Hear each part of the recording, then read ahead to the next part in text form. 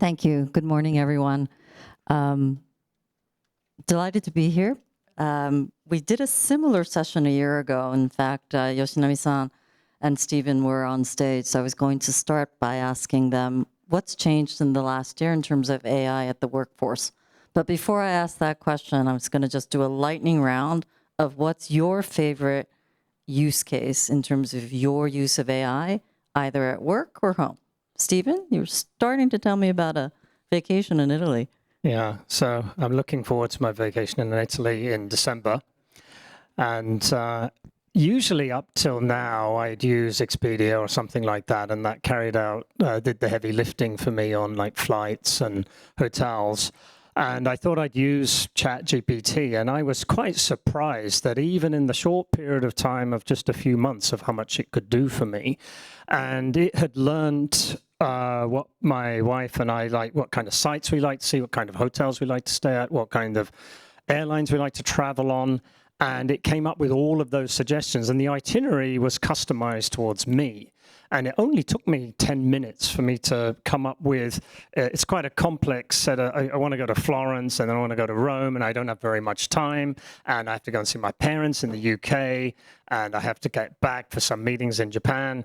And it worked all of that out for me precisely and in a very, very short period of time. And so that was a fantastic experience for me. And I can see with perhaps an attachment to some kind of maybe distributed ledger technology at the back to handle the payments, it wouldn't take much for that to do absolutely everything, including sorting out the finances, which brings me to question what would become of Booking.com and the likes of Expedia and maybe even Airbnb. And that gave me some ideas about our business, which is the distribution of insurance and the hundreds of millions of dollars that we pay every year to distribution agents. And so agentic AI, both personally and in my day-to-day job, is something that's very high in my mind. Thank you, Stephen. Wow, that's pretty extensive. I actually made an agent last night because this afternoon I'm flying to Europe, going to 4 cities. And I always ask AI, what's the weather in each city? And I do that each trip. So I said, let me make an agent. So now I've made a quick agent on, high, low temperature, whether it's going to rain or not, because ladies, we have to pick our shoes, right? So it's a very small example. How about you, Jerry?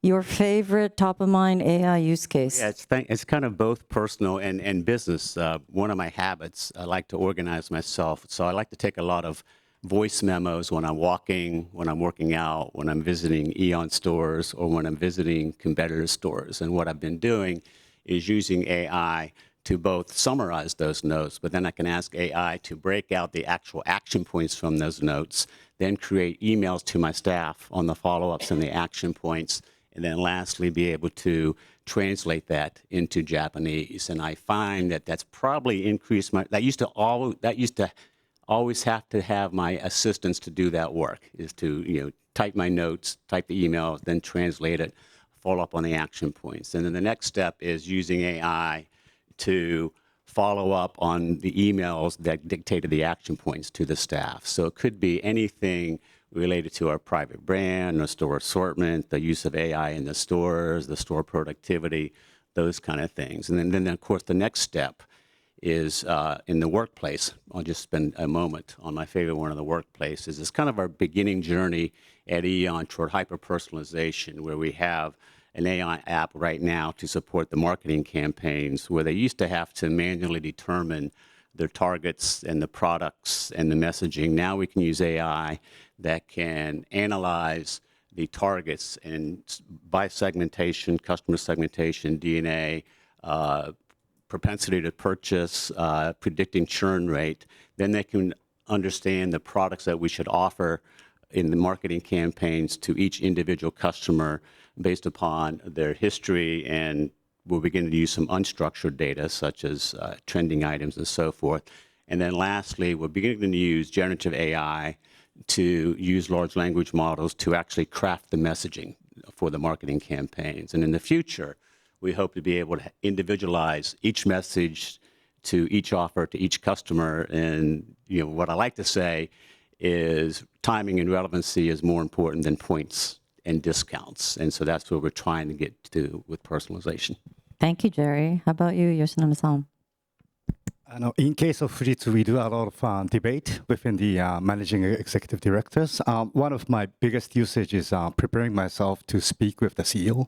So basically, he kind of Agent Tokita. So I have to make sure I'm kind of a bulletproof when I go into CEO office. We talk about like a merger and acquisition.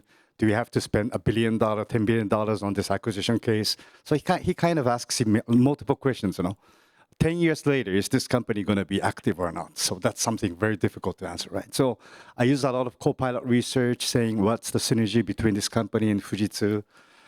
Private life, I use Copilot and some of the AI for like a drawing. My son is going to he's one of the graphic designer right now. And I personally do not have any artistic sense. So I want to kind of compete with my son, making sure I'm equivalent to him. So I use Copilot, generative AI to kind of create some art contents. That's my private life. That's very good. So, gentlemen, if we can talk now, you've started intimating what you personally use at work, and Jerry, you've started, advertising AEON's new personalization services. Each of you are welcome to advertise your companies, but maybe we can just, flash back even a year ago on individual AI use, group AI use, process use. How much progress has been made in the last year, and where are you headed now? So maybe we'll go in the same order. And Stephen, you've been in the role now 2.5 years. Yeah, sure. So I would say 12 months ago, it was I work at a somewhat conservative 120-year-old Japanese life insurer. So it was somewhat, I would say, fearful of new tools. What is this? What can I do? Very conservative approach. And then gradually going through from dismissing that fear through trial and error, going through several months of experimentation. What can this technology do?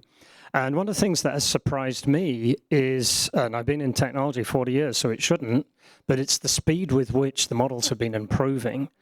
And to show the progress, what really warmed my heart was my colleague, our CFO, gave a presentation on our mid-year strategy, and he had made it out of a podcast in English, generated from ChatGPT.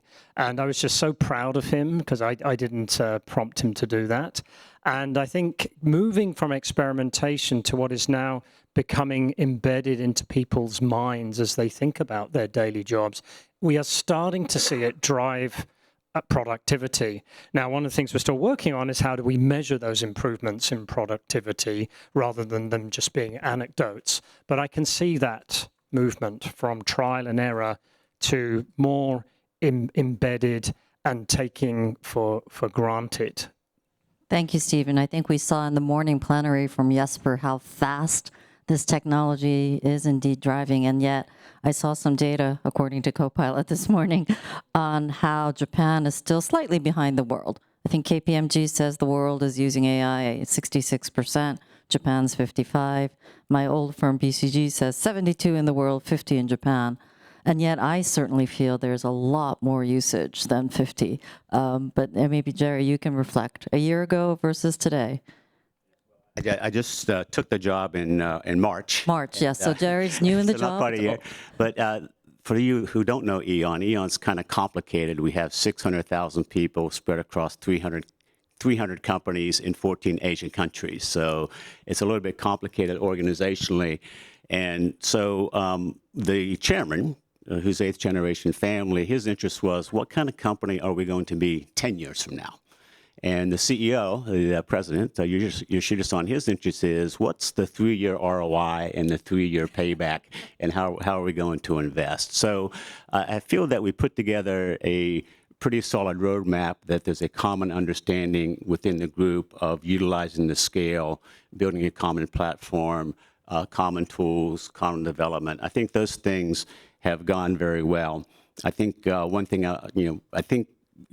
building that 10-year plan is a little bit like Elon Musk talking about settling Mars, right? And then I think I described the rocket ship, and maybe I described Mars, but maybe I need to do a little bit better job on the journey, that we're not going to get to autonomous agentics right away, but that we have to build the method to do that. And so what I feel good about is about the roadmap, and what I feel good about right now is the priorities in terms of being able to have a clear understanding of which of these AI and then agents are going to have the most ROI impact and customer impact, and which ones are imperative to long-term competitive advantage. So that's kind of how we're looking at prioritizing it. And so we have a digital management company in Shenzhen and Hangzhou, which are the big data lake construction.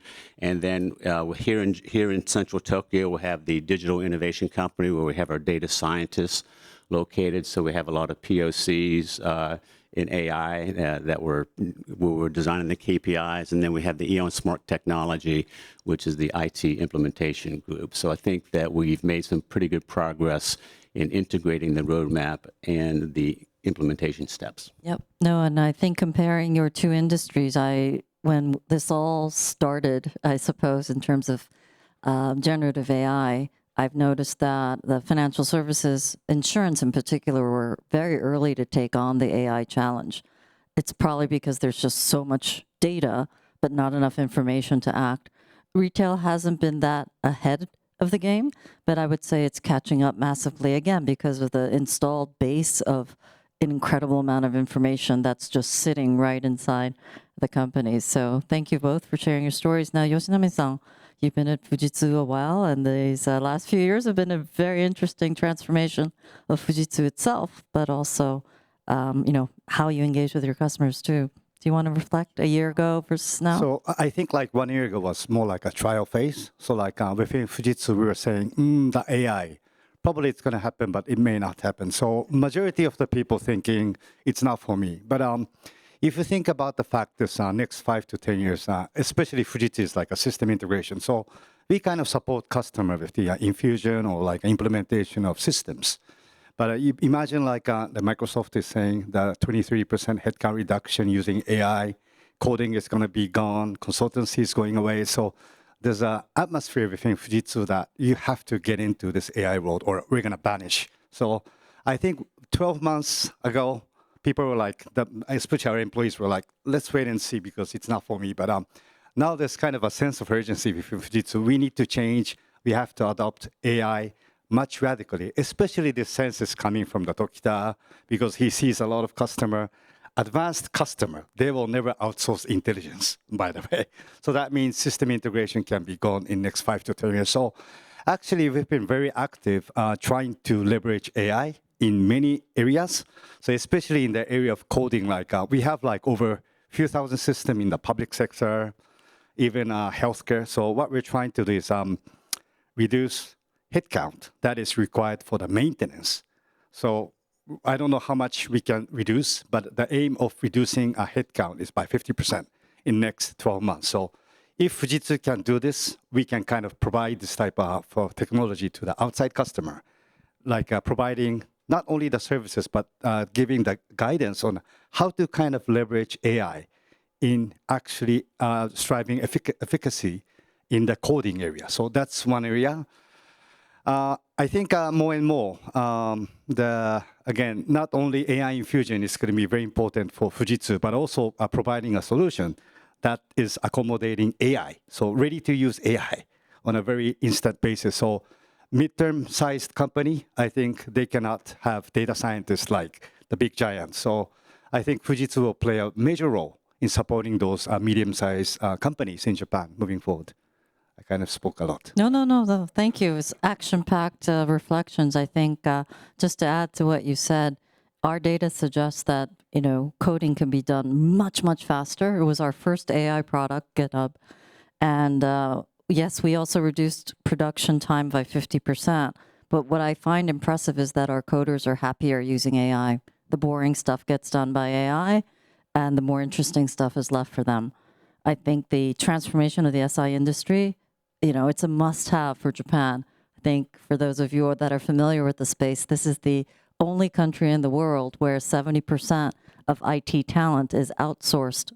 Good for you, But I think everyone is trying to now bring in those capabilities in-house, following the steps of some other Western, for example, OECD markets. So that need to change, I think, is being felt and being driven by Yoshinami-san very much so. You've talked a lot about, some of the initial challenges, Stephen, and Yoshinami-san, even a year ago, the skepticism. What has been the hardest part? What has been the hardest part in kind of moving your organizations to where they are today? Any one of you want to try? Okay. I talked earlier about the complexity of the company and the administrative issues, and I often say there's kind of two things that are rocking our world that have the biggest, and I'll talk about the biggest impact, is one is, we have to meet our customers wherever they are in the shopping journey, and that shopping journey is moving more and more to digital online. And within 5 to 10 years, probably 90% of purchases for retailers will be digitally influenced. And so we have to meet them where they are. The second part is the profit model is going to be shifting from gross margin on products to proprietary monetization of data, whether it's retail media or other monetization of data. The profit model is going to be shifting.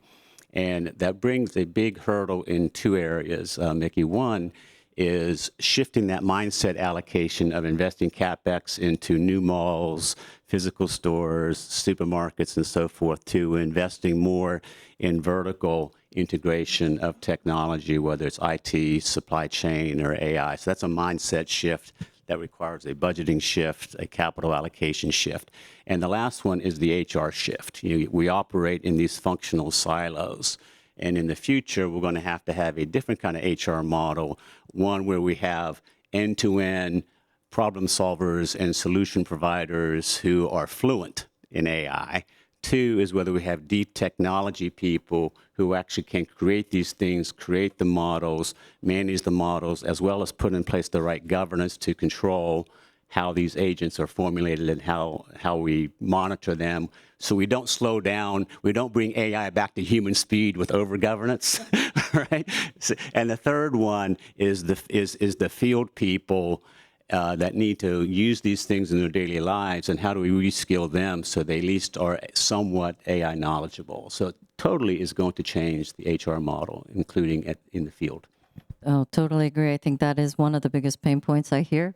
There's a mindset change, but it takes, the heart, head, hands, all of those things have to change. You can understand it intuitively at the head level. You understand that you have to work and, move in a different way, but you really have to believe it as well. And I think all three of those elements coming together to make an AI transformation really happen is very challenging. Yoshino-san or Stephen? Sure. Stephen has the mic. If I may. So a couple of areas I think have been a challenge. So in a life insurance company, based on being an order safety-based company, we need to make payments on time. We need to be able to price the policies appropriately. Otherwise, we won't be in business 100 years later. And so in that conservative culture, how to introduce more of a learning culture to experiment has been a challenge. And we've had to put special focus on talent development, on building communities of practice. And we're active in 10 markets, not just Japan. And so bringing in outside markets to suggest ideas and ways of working is one of the ways we're trying to tackle that. That has been a challenge. The other challenge has been, regardless of how wonderful any of the AI tools are, they're all predicated on fundamental data and how that your data is structured. So we have loads of data. We're in many respects a data-driven company. However, the data is all over the place, and it's very, very difficult to access much of that data. And without that fundamental data, then most of the tools are borderline useless because they don't have anything to be trained on. So we've been spending a lot of effort on sorting out that data. A year ago, we hired and appointed a chief AI and data officer, and one of her responsibilities is doing just that. And so these are a couple of the one human and one data related that has been our major parts of our challenges. Thank you. No, I echo your observations about the ability for the data to be used. So, this is a case where we find that it's important that you go slow to go fast. If you start using AI randomly and your data is not set up properly with security and all that, we see a lot of news in the press, right, about how dangerous this world has become too. So I think your caution is well worth it, and interesting investments your company has made to draw in talent that dedicates themselves to that. Yoshinami-san, what has been the hardest stuff? I'll talk about internal Fujitsu first. So Sure. it's more of like reskilling the people and Okay. also like changing the mindset, especially like middle management. So senior management and the younger generation, they're like really keen to adopt new technology. But if you think about like 20, 30 years veterans in Fujitsu, they have been doing coding in a very traditional way. Very difficult for them to kind of change because they feel maybe the AI can wipe what they have been doing in the past. So what we're trying to focus now here is like a reskilling of the engineers within Fujitsu, making sure they're acquainted with the new technology. But still, when I get into like projects of like for like building a SaaS product, they come up with like a $6 to $7 million cost. I asked them, is this going to be, how many % is AI ready? They say, they don't answer anything. So I think there's still like anxiousness within the people if they want to do it the old style instead of leveraging AI. So what I tell them is, again, it's not, your job is not going to be obsolete, but it's going to change. So you have to kind of eat and kind of get used to AI. So I think fundamental difficulty around adoption of AI with speed is more about like changing the mentality of the people, especially in the middle tier management, number one. Then when it comes to like difficulty of adopting AI in the industry basis, I think it's multiple areas like the data's unstructured data, as Steve mentioned, and also like hallucination and prompt injection. Is AI safe? So I think those are the areas that we have to really improve as a society. How can we use technology to, overcome this type of hallucination, prompt injection, guardrail?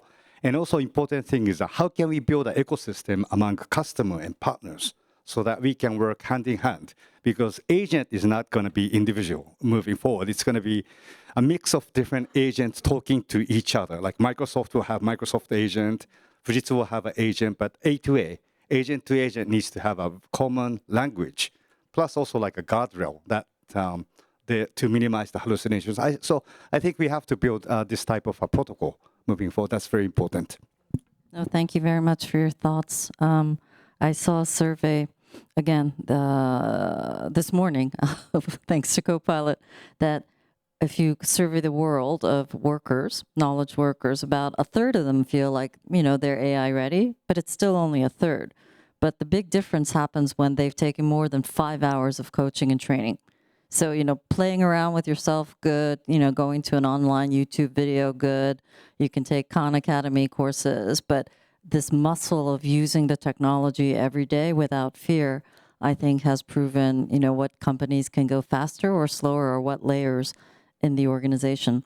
I'll ask you guys one more question and I'll open it up to the audience because this is the fun part usually in these sessions. My one more question for all of you is, so I think the session title is What's Next?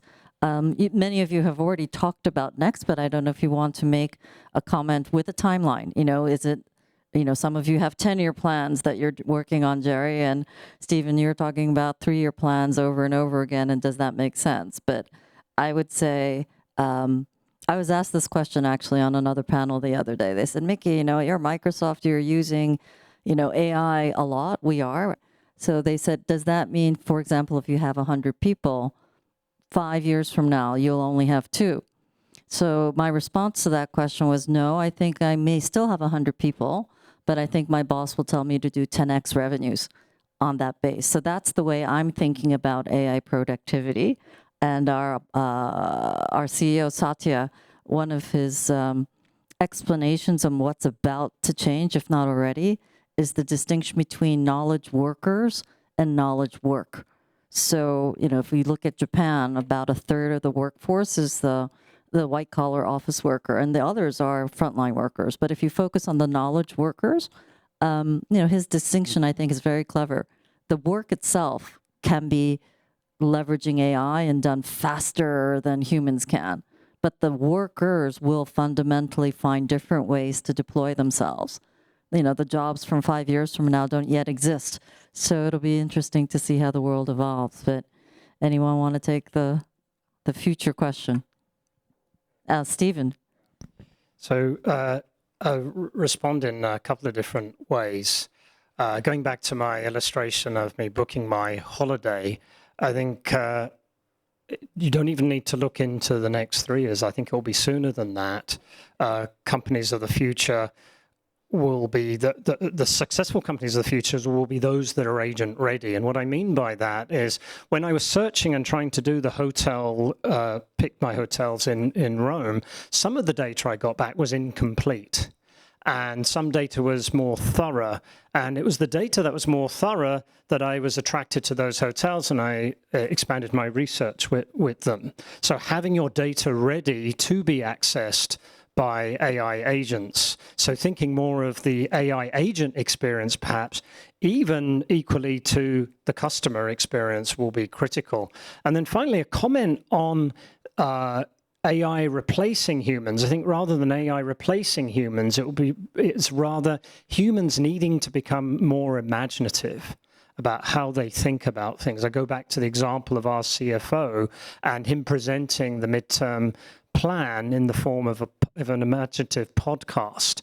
I think that's a small example of how we will need to be more imaginative when we think about our daily jobs and how we will use these tools to augment them. Thank you. Jerry? Yeah, I think I can add to that from a kind of corporate philosophy perspective, is I think what's next for people making this kind of a transformation is we have to learn how to trust ourselves. We cannot, in the case of transformation, it's never a straight line. It's not linear. You have to course correct along the way. And when speed is important, the worst thing we can do is to sit at the stop sign and study the map for 3 hours. We have to make a choice. We have to make a choice. We have to go, and then we have to course correct. And that means the entire organization, from the board to the CEO to everyone else, being comfortable with ambiguity and being comfortable with changing budgets and course correcting and understanding the importance of agility. And I think that's, adding to what Steve said, that's the way you make the organization agentic ready. Thank you, Jerry. Last but not least, Yoshinami-san, before I open it up to the group. So I think from Fujitsu's perspective, it's like making sure that AI is not overtaking the people, but it's more like using AI to get more out of people. So like expanding the people's knowledge or like a people's capability through AI. I think that's very important. And number two, we think explainable AI is very important. So whatever logic algorithm that has been delivered from AI, it has to be explainable. So I think that's very important. When I think about like 5 years or like 10 years within Japan, we see like opportunities around physical AI. So that's why we recently announced like a collaboration with NVIDIA talking about robotics and AI. So I think that's one area is very important because especially in Japan, we have a lot of robotics around factory automation. I think that's a very big opportunity if we can manage to integrate physical and AI. That's a big opportunity at base. The second point also is transformational AI. The how to say, efficiency, I think, is one thing, automation. But when you think about AI or like a quantum, we also see like a drug discovery or material informatics. So these are the things that we could not resolve by ourselves. By using computing or like AI to kind of really break through some of the like sickness or like materials for the next generation. So we see this type of transformational AI as another aspect, which we think is going to be the area that Fujitsu needs to challenge. Thank you. No, I really loved your final comments about where this technology will take us to faraway places and things that we couldn't have imagined before. So I am also very impressed with the developments. It's not my side of the business in terms of Microsoft Japan, but it is the Microsoft research team that is doing incredible things in biology and chemistry and physics and all the sciences you can imagine. The products are not commercialized yet, but now is the research. And to your point, the physical AI component in factories, in the farms of Japan, I think there's just a lot of opportunity that we also see as well. But let me keep to my promise. If you can raise your hand, there's a microphone person. Robbie, you get the first question. Can someone bring a mic? So if you can say your name, affiliation, and a short question, as the moderator will tell you. Robert Feldman from Morgan Stanley. My question has to do with incentives for skill acquisition on AI. One of the most interesting news pieces I've seen is in Mitsubishi Corp. Said that from 2027, they will make a third-party certificate in AI mandatory for promotion to management. So what are the incentives that corporations can adopt to help people move faster, learn the technologies, and raise their own wages? Because they're scared. How can companies help change the incentives? A couple things similar to the example you gave, Robbie, is a couple years ago, we established an online AEON Digital Academy, which is more of a self-study, but we have great acceptance. 3,000 people are using this to develop AI, to get trained, but also to share best practices. And the next level is to provide certification for doing that. And the third thing, other than focusing on monetary composition or compensation, is the incentive to remove barriers for people being satisfied in their work. So what we have found out, especially with the young technology workers, is there's two things they love the most. One is career security over job security. So they want to be trained on the best tools, the biggest data sets. And number two is they hate the bureaucracy. And so removing barriers of our existing bureaucracy to make the job satisfaction are some of the incentives that we're focused on right now. Thank you for the question. Would any of you like to jump in? If not, oh yeah, you were writing something, so I thought you might. Just to kind of explain that, like within Fujitsu, we changed our system from membership to like a job-based. So what happens right now is data engineering, data scientists, certain qualification they have, they get certain compensation. So what we've been encouraging the people is to kind of get external certification like Palantir certification, Databricks certification, so that they can move up their level to that designated area so that they can get more compensation. But I think important factor is incentive is one thing, but making sure that we provide the tooling and also like a training so that people can kind of raise their hand, get into the certification, also get into the actual project to kind of elevate their skills. So I think we work in a two setfolds of like providing a compensation for like upper set data engineer, plus also like letting the people kind of get into the project of AI so that they're more acquainted with the new technology. That's what we do. Thank you. I know, Robbie, your question was about corporate Japan, I suppose, but the other piece of data that I find very encouraging is many of you know in the Japanese labor market, 80% of women work. Most of them are part-timers. And when you reskill them and retrain them, their salary goes up. So we have an organization called Code Without Barriers and others that we work with, and we've committed to reskilling 3 million people in Japan in the 3 years, and we're actually ahead of schedule. We've already done it in 2. So I think there's something there about, generally speaking, AI literacy will translate to better pay and job satisfaction as well. There were a few hands up here. Would you? Okay, oh, lots of hands. We'll go here, and then we'll go back. Please. Hello, I'm Cameron, a GLOBIS student here. My question is about, we're talking about like AI skills. My question is about how hiring assessments and skill assessments are changing. If it's more towards soft skills, because AI is helping so much, maybe it's emphasizing priority on other skills. Maybe it's more of a priority for engineers to have communication skills and other skills like that. So that's what I'm curious about. Thank you. Hiring criteria. Sure. So certainly the hiring process has become a lot easier through AI tools that we are using.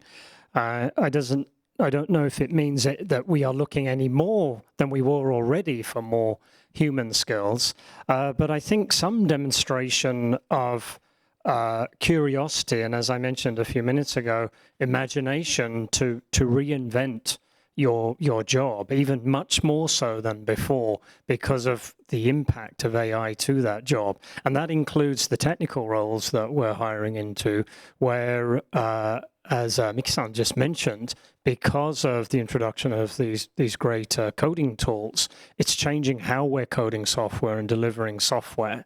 So I think demonstrating natural curiosity, demonstrating imagination are two areas that that we didn't look at so much before because of the impact of AI.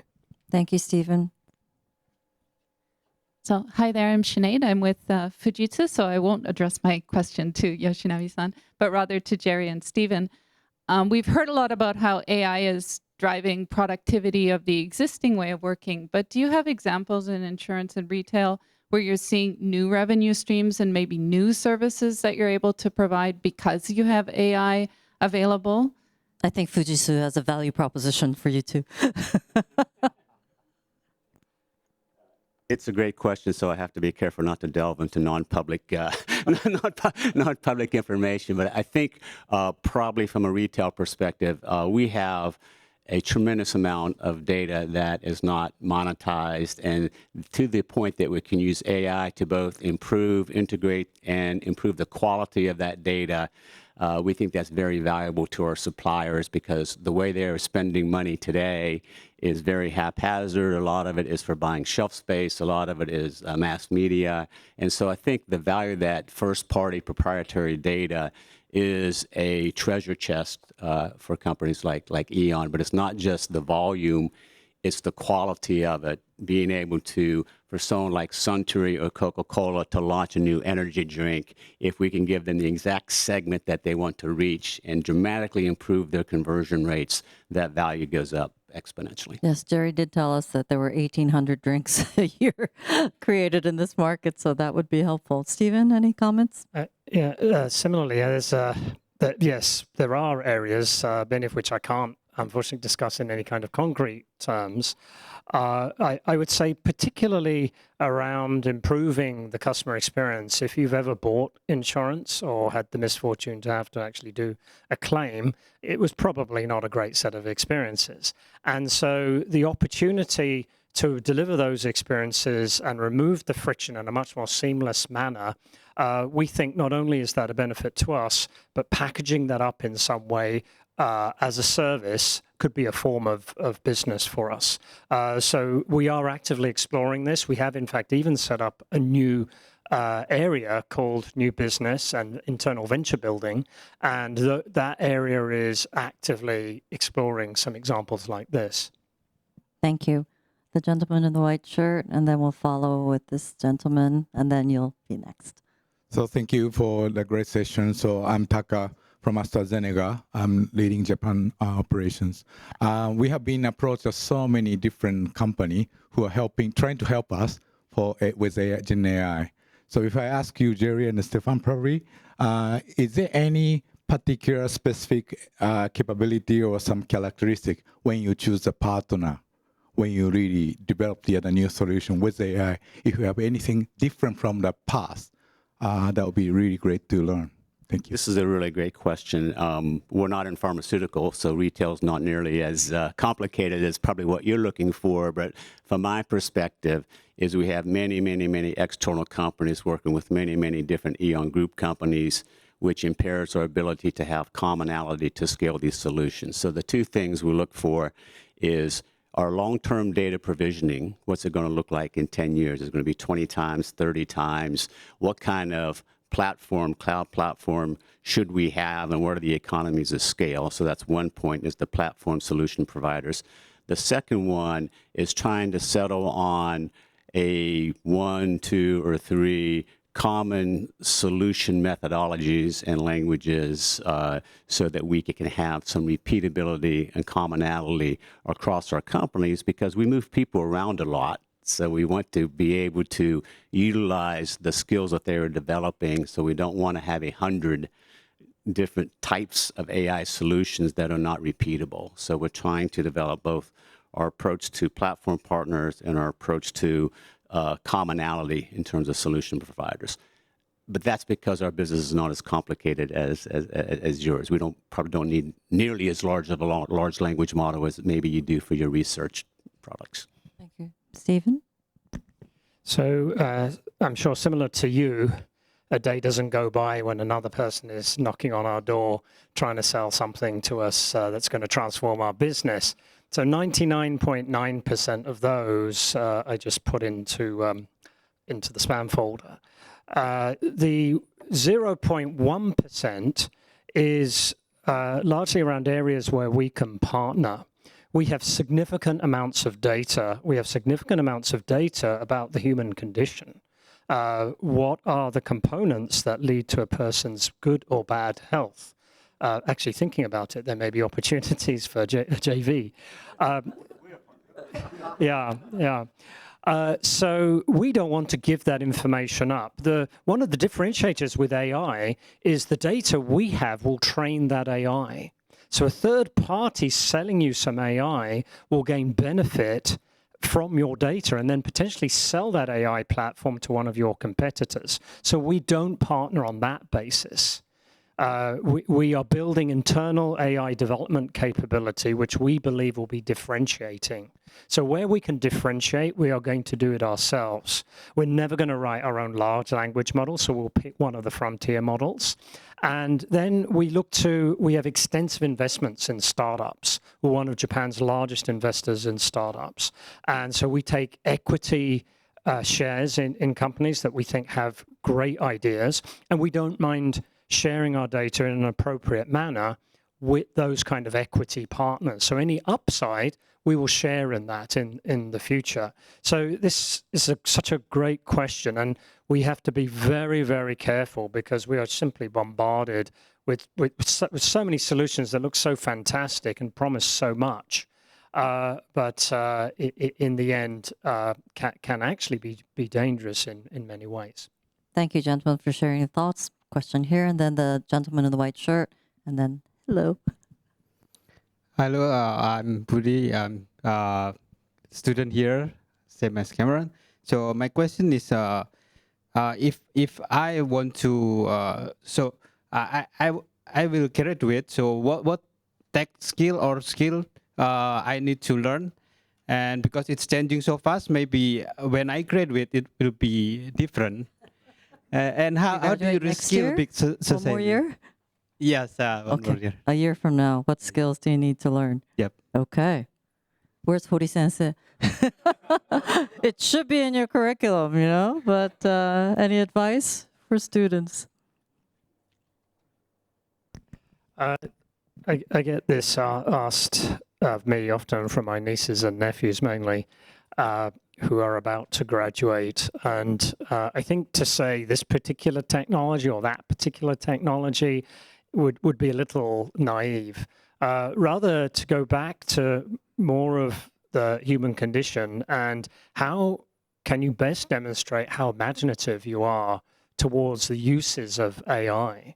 And for example, how will AI completely disrupt those intermediated businesses, such as travel, such as insurance, such as financial services?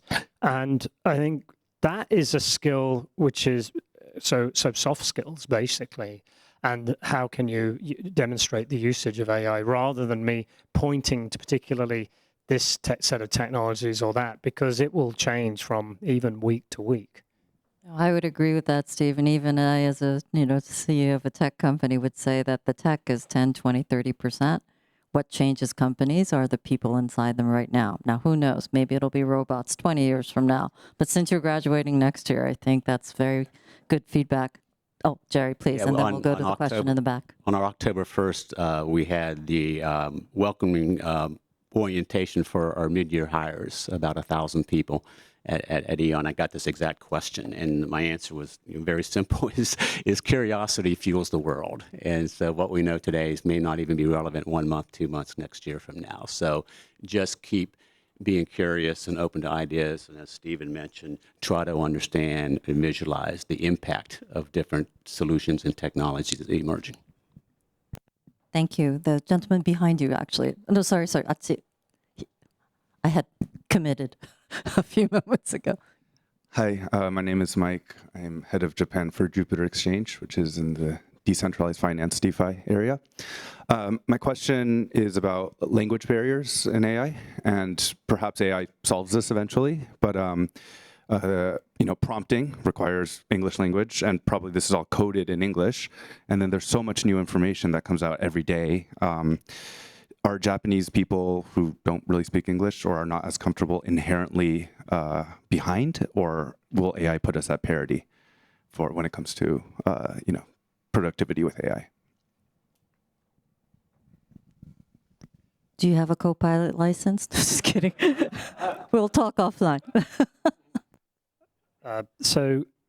In many respects, in most respects, AI, I think, is largely removing that barrier. I say in most respects for good. Some of the respects for not so good is now the non-Japanese speaking hackers have the Japanese, which might have been a firewall before against the hackers, is pretty much no longer existent. On the positive side, so I'm going to advertise Microsoft, warning in advance. I've seen incremental improvements in the Microsoft Teams simultaneous translation. So we have some non-Japanese speakers in my organization, and we've now reduced the amount of simultaneous translators that we use because of the development of that. And that's both ways, English to Japanese and Japanese to English. And concepts such as PowerPoint Live, which give you multiple choice of languages to transfer. If the presentation is in English, you can click a button and you can pick, I think, up to 15 maybe languages, and you can see the PowerPoint in that. I can see the development over the last 6 months, and so even in the next year, I expect this to get even better. So in answer to your question, I don't expect language to be a barrier at all, and I expect you can prompt in Japanese, and you can even ask it to respond to you in Japanese or English or any language you might choose. So I think AI is a fantastic tool for this, and the new Apple AirPods actually have, if you've read, it's like a Babelfish from the book has slipped my mind right now, but anyway, so I think AI is transforming language already. Yeah, when ChatGPT launched, I think it was still in a world where 80% of the internet assets were in English. So you're right. A lot of the original training models were based on English. The language proficiency, whether it's our products or others, has dramatically improved. Though my engineers tell me Japanese is the most complicated, and not because the language is complicated, but if you say, Mr. Kono, there's 80 different kanji combinations, right?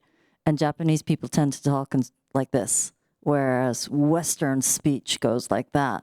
So it takes a little while for the translators to figure out where the landing point is, but I think it makes us all better communicators, right? So in a forum like this, I think we pick and choose our words more carefully if you're in a mixed audience versus a single language meeting environment, I suppose. But thank you for your question. We'll do one more, and I know I should check for online questions. Please. Can someone bring her the mic? Hi, Yoshimi, co-founder of AI Institute at Harvard Business School, as well as chair of Shinohara Foundation. Human and AI agents collaborating organization is coming out, coming soon. In preparation for that time, how are you preparing? I think you're reimagining your workflow, how to deliver your mission with AI agents. Do you, deploy that and design the rest of the organization to fill in where the AI agents can't do? Or how are you approaching redesigning your organization where human and AI agents collaborate? Big question. Short answers from anybody? Yeah, I can answer it kind of very, very simple. And when I talk about the journey, we're going to go to automation, to AI, to orchestration, and then to agents. Eventually, when we get to agents, the agents will redesign the workflow. So we have to be careful not to try to preconceive the workflow. The way we're preparing an organization is through, of course, setting targets and setting priorities and so forth. So Mickey mentioned coding efficiency. We monitor this very carefully. For new coding, we're getting 40% efficiency gains. For modifying existing systems, we're only getting 20%. So we're doing this via training, but also preparing the board for the topics of AI governance and what are the best practices for AI governance. And so simultaneously thinking about, we have an obligation to society, but we also have to have a strong governance process for this. And as I said earlier, not so administrative that it slows AI back down to human form. So that's how we're preparing the organization. Yoshinami-san? For us, Fujitsu, because we do have a lot of mission critical services that we provide to like a government or like financial institution, when there's like incidents, the people cannot manage to like instantly kind of react to multiple incidents. So either it may be like stoppage of like cloud services because of update. You have to do a response like within 30 to 40 minutes. Can people do that? We have been very much struggling with that. So we kind of see a world where the agents is kind of dedicating their task around when the incident occurs, what happens. This incident agent will kind of see what's the root cause, how to kind of recover, what's the best way, communicate to the like multiple stakeholders within the company. So we see like an agent actively supporting us build this type of a quick response. So number one, by kind of use case, we're building an agent that will collaboratively work with the people. Then when it talking about like implementation of AI agents across the workloads within the company, we have to make sure that AI agents is not getting into this hallucination. So they need to deliver a right output. So within the context of building a domain-specific agent, we're also thinking about like a multi-orchestrator agent or like a validity agent that will always assess if this specific agent is doing the rightful output or not. So I think the agent will learn through multiple cases. So we have to kind of also educate the AIs so that they have the precision of their output is always to the standard of requirements. So we're building agent in that form. The more complexity is when the agent, when there's a multiple agent across the society, that's more complex. So within the company, we can orchestrate or build the agent like in that manner. But when we have to talk with like a ServiceNow or like a SAP agent, then we have to have like a basic guardrail. How do we communicate and how do we kind of protect the hallucination popping up within this communication? Does that answer your question? Yeah, no, thank you for the question. BCG just published a report, 10,000 people around the world, and in fact, only 13% of the world feels like they're actively using agents in all work processes, and the number is 7 in Japan. But I think Yoshinami-san's answer is probably leading edge for Japan around the thoughtfulness around agent and human interactions, because we're still, again, very, very early in this journey. Are there questions online? I've been asked. No questions online. Okay. Hello. The gentleman of the green. Hello, good morning. My name is Kendall Spencer. I'm also a GLOBIS student, but by background, I'm from market research. So my question is, which any of the gentlemen from you guys are free to answer, is what are your views in terms of AI's contributions in the potential risk of reduced human capability or technical know-how in the workplace? The reason why I'm asking is because in market research, there have been recent developments where AI is now capable of moderating focus groups and in-depth interviews and also generating reports for the clients. I'm just worried that while AI is not really in the verge of taking over humans, we might be losing our human touch in these aspects. So what are your views on that? Is AI making us dumber? Yep, good question. Stephen, go ahead. So I'll respond from a personal perspective. I think a few years ago, I'd lost track. I used to know my way around London, Tokyo, and Singapore, 3 cities I spent a lot of time in pretty well. I could drive any place. Now, pretty much I can't because I'm completely reliant on some kind of Navi to tell me where to go. And I've actually forgotten the roads. So what does that have to do with the answer to your question? So the other day, I needed to write a strategy for our infrastructure. And normally what I would have done is call up one of the usual suspects of consultants. They would have come in, they'd have run around for a couple of months, presented me with a largish bill, and come up with a 30-page report. But I used a researcher function in Copilot, and it took me about a week and about 6 hours of prompting. And you leave it running in the background, you go off and do other things, come back, tweak it again, go do the other thing, tweak it again. And it produced that report for me. So humans will lose their skill to do these kind of basic things. I've just finished a master's degree, and I used AI to help me research. Does that deprive me of the ability to do research? I was worried about this, but I reflected on it, and I thought, potentially this is part of human evolution. Many humans have lost the skill of riding horses. And if generally people ride horses now, it's for pleasure because of the automobile.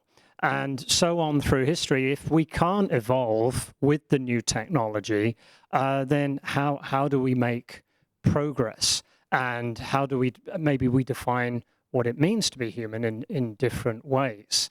And that's kind of the approach. As I see these convenience tools becoming more and more convenient, I don't think avoiding them is a way to do that necessarily, but it's a natural part of our evolution. As our speaker said this morning, it's a great time to be a student right now. So much to learn. We've got 3 minutes left, gentlemen, so maybe just one final word of whatever you'd like to say, and we'll close the session. Sorry for those of you that I couldn't get to in terms of the Q&A. It could be something that you wanted to say that you haven't said yet, advice to the room. Just something that comes up very recent comes to mind since we are going to be announcing our first half results pretty soon, is just to remind everybody that AI is not private. Right? So don't allow your executive or board members to run your strategy or your financial projections through AI, because once you do, it's public information. And investors and analysts know how to access that information. So I think in this whole topic of governance, telling board members you can't run this pre-read through AI because therefore it's no longer public information. And I think most people really don't understand that. Yoshi's talked about hallucination. I also worry about private information. All right, be careful.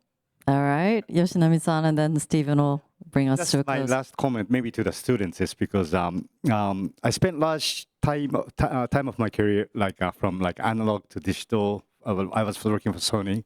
A major change has happened also past 30, 40 years. Next 10 years is going to be very interesting era where you're going to see a lot of changes, but nobody can expect what's going to happen. So I kind of give advice that you have to be running on the forefront. Always kind of become a guinea pig, make sure you kind of try everything, because that's going to be very important. And then I think Silicon Valley, people talk about a P-doom factor, probability of doom by AI.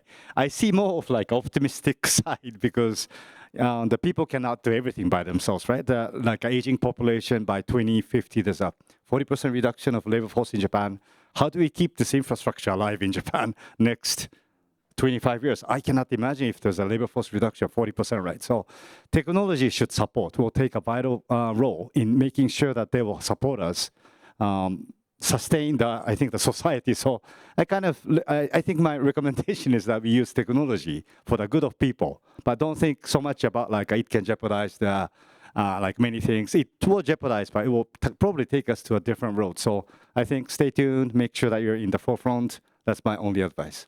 Thank you, Yoshinari-san. Stephen. So I just partially reiterate what I said before. Rather than, I think, AI replacing humans or some kind of Terminator type of situation, it's about humans becoming more imaginative and learning how to use the tools. That's what I think, whether you're seeking out careers or skills, or you're wondering how to adopt your technology strategy in your company, I think that is what the differentiator will be. Thank you very much. If you can all give a huge round of applause to our fantastic panelists. Thank you for the discussion.